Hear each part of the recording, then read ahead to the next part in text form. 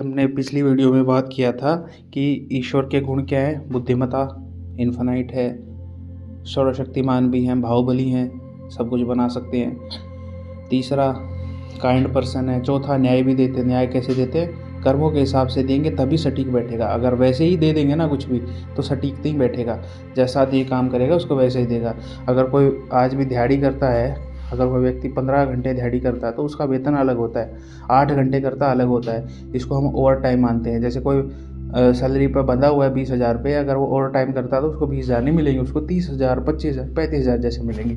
ऐसे ही क्या करता है, अगर वो सभी का न्याय करने वाला होगा, सही में होगा, तो उसका ऐसा होना ही आवश्यक है। वो ऐसा ही होगा। इसका मतलब हम सृष्टि को देख के, कर्मों को, मनुष्य, सभी चीज़ों को देखकर उसका क्या कर रहे हैं, अंदाज़ा लगाने की कोशिश कर रहे हैं। हम कोशिश कर रहे हैं कि वो कैसा होना चाहिए, कैसा होगा वो लगभग। तो इसमें हम पहुँचे कि उसका भाई वो न्याय भी अच्छे से करता होगा। और फिर क्या है, अब बात करें 4 क्वालिटी की, हमने बात की 4 क्वालिटी के अंदर।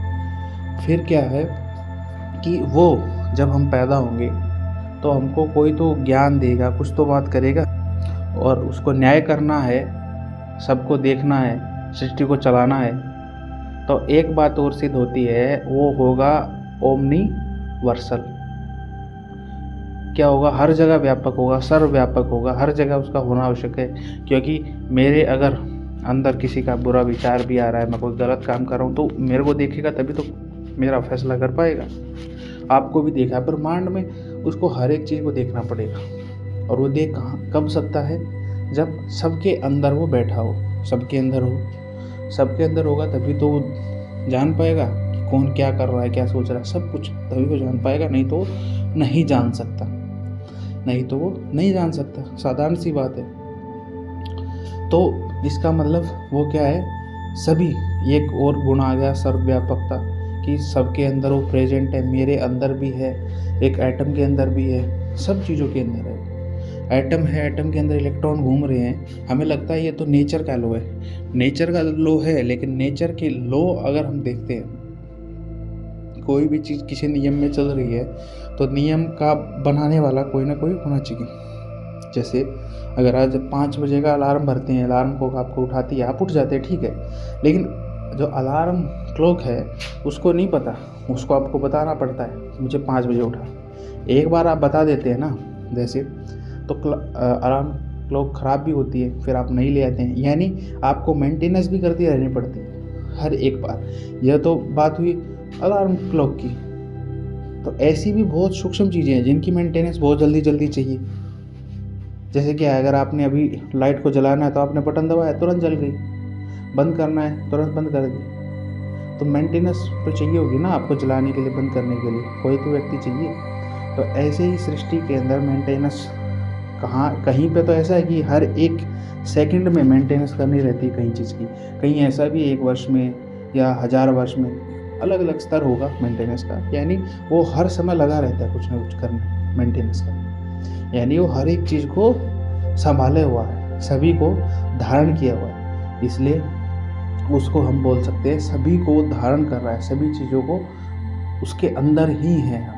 हम ब्रह्मांड भी उसी के अंदर और हम भी उसके अंदर होने चाहिए, अगर उसको ब्रह्मांड को रेगुलेट करना है तो। ऐसा नहीं है कि वो अभी सूर्य के अंदर मेंटेनेंस कर रहा है, फिर वो पृथ्वी के अंदर आएगा, फिर ये देखेगा हाँ तुम क्या कर्म कर रहे हो। नहीं, उसका हर जगह होना आवश्यक है। नहीं होगा तो कैसे जानेगा। और फिर बात करें, क्या वो हमारे ऐसे क्या है, जैसे कि हमने बात की कि उसके हम 4-5 गुणों का अभी तक बात कर चुके हैं। फिर आता है कि उसका आकार कुछ भी नहीं होना चाहिए। अगर वो सब जगह है तो कोई भी आकार उसका नहीं होना चाहिए। आकार होगा तो हमको दिखाई देता, आकार नहीं है हमको कुछ नहीं दिखाई देता। इसका मतलब वो निराकार है, उसका कोई आकार नहीं है, तभी तो सभी को धारण किए और हमको दिखता भी नहीं। और फिर क्या है, उसका एक और गुण होना चाहिए, वो है वो कभी जन्म नहीं लेता हो, ना ही कभी जन्म लेता हो, ना कभी मृत्यु को प्राप्त होता हो। तभी तो आज ब्रह्मांड नष्ट होगा, फिर से बना पाएगा। अगर कल को अगर उसकी मृत्यु हो जाएगी तो कैसे बनाएगा। यानी वो पहली बात तो सबसे प्रमुख गुण उसका होता है चेतना। वो चेतन है, वो कभी नष्ट नहीं होता, ना ही कभी वो पैदा होता है, क्योंकि वो क्या हो गया, नॉन फिजिकल आइडेंटिटी हो गया, आइडेंटिटी। तो जो नॉन फिजिकल है वो ना ही तो कभी उसकी डेथ होगी, ना ही कभी वो जन्म लेगा, और ना ही वो कभी मरेगा। और फिर उसका इन्फिनाइट होना ज़रूरी है, वो अनंत होगा, मनुष्य उसको नहीं समझ सकता। और फिर क्या है, उसकी शुरुआत कभी नहीं हुई होगी। ब्रह्मांड की तो शुरुआत होती है, उसकी कोई शुरुआत नहीं होनी चाहिए। क्यों, ऐसा क्यों है भाई? ऐसा गुण इसलिए है, ये ब्रह्मांड निरंतर बनता है, निरंतर बिगड़ता है, सब कुछ होता रहता है। ये काल के अंदर, दायरे के अंदर कार्य करता है। काल, टाइम के अंदर काम करता है, कभी बनता है कभी बिगड़ता है, लेकिन वो क्या होना चाहिए, टाइम से बाहर की वस्तु होना चाहिए। अगर वो टाइम के अंदर आ गया तो वो एक दिन नष्ट हो जाएगा। तो इसका मतलब उसका कोई तो शुरुआत नहीं होनी चाहिए, कोई अंत नहीं होना चाहिए। टाइम से वो बाहर की चीज़ होती है। और ऐसे ही उसके बहुत सारे गुण, बहुत सारी उसकी क्वालिटी होती होंगी, जिसको हम हो सकता है नहीं भी जान पाएँ, लेकिन ये उसकी कुछ मुख्य उसकी क्वालिटीज़ थी, ये कि ऐसा उसको होना चाहिए, जैसे अगर हम सृष्टि को देखते हैं उसके हिसाब से। अभी हम ये देखेंगे कि इन क्वालिटीज़ का होना आवश्यक है, और ये किस आस्तिक धर्म में पाई जाती हैं या ये नहीं मिलती हैं। तो अगली वीडियो में हम यही बात करेंगे कि ये किस धर्म के अनुसार ये क्वालिटीज़ किसी ईश्वर के अंदर पाई जाती हैं। अगर किसी धर्म के, इस्लाम, हिंदू, क्रिश्चियन, किसी भी धर्म, बहुत सारे धर्म हैं, अगर ये उनके ईश्वर के अंदर एक क्वालिटी पाई जाती हैं, तो इसका मतलब वो कुछ सत्य को मानते हैं। फिर हम ये देखेंगे क्या वो इस सत्य को संपूर्णता से मानता है या नहीं मानता, स्वीकार करता है, ये हम आगे जानेंगे। आज के लिए बस इतना ही। धन्यवाद।